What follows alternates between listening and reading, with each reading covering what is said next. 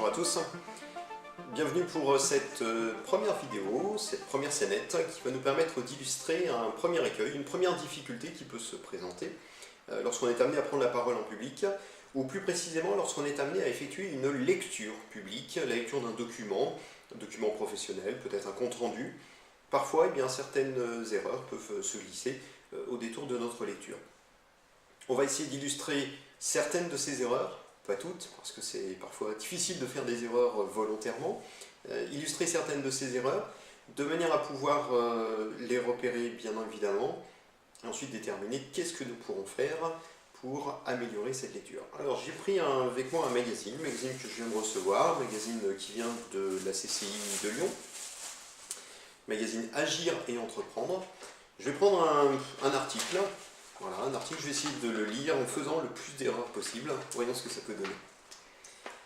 Coup de frais chez imprimeur. Ouvert depuis 15 ans, le magasin La Halte d'Ampuis vend en direct les légumes cultivés par l'exploitation familiale. Aude a pris la suite de ses parents et modernisé ce commerce de proximité. Chez les Erard, on est producteur de père en fils, alors que le père Paul prendra sa retraite dans l'année. Les trois garçons exploitent les 35 hectares de culture maraîchère du domaine agricole. Et en digne fils de cette affaire de famille, Aude reprendra en juillet les rênes du magasin construit dans un hangar afin de proposer une vente directe aux habitants. Elle a sollicité la CCI pour l'aider à monter un dossier et a obtenu une subvention pour la modernisation de son point de vente. L'extérieur a été repris par le cabinet d'architectes Fayol afin d'être mieux identifié par nos clients. Très coloré, la façade évoque la fraîcheur de nos produits et nous avons accroché une belle enseigne. On va s'arrêter là. Est-ce que vous avez repéré certaines erreurs dans la lecture? Alors oui, on peut en repérer certaines. Ça dépend si on a le document en main pour pouvoir suivre en même temps ou si on ne l'a pas. Alors, la première erreur qui a été faite, c'est une erreur de lecture. On a pris un mot pour un autre. Coup de froid chez imprimeur plutôt que coup de frais chez imprimeur. Alors, coup de froid chez imprimeur ou coup de frais, bon, l'expression est finalement très proche. Par contre, le lecteur s'est arrêté et a corrigé. Donc là, on s'est rendu compte qu'il y avait une erreur.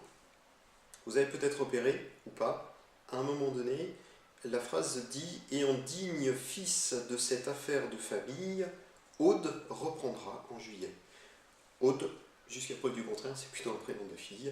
Donc en digne fils de famille, non, il y a une erreur.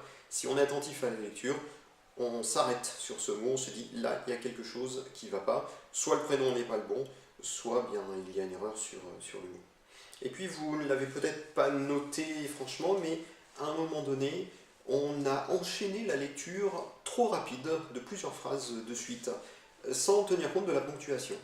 Le problème, c'est que certaines de ces phrases étaient des commentaires du journaliste, alors que d'autres étaient des éléments d'interview de la personne concernée. Donc on a mélangé en fait les types de phrases, et c'est une anomalie, c'est une erreur de lecture. Alors dans notre formation prise de parole en public, vous retrouverez les différentes erreurs qui peuvent être faites au cours d'une lecture. Mieux, on vous donnera tous les éléments, tous les exercices pour pouvoir vous analyser, repérer les problèmes, bien entendu, les corriger ensuite, afin que vous deveniez un lecteur encore meilleur. Je vous souhaite une bonne journée et je vous dis à bientôt. Au revoir.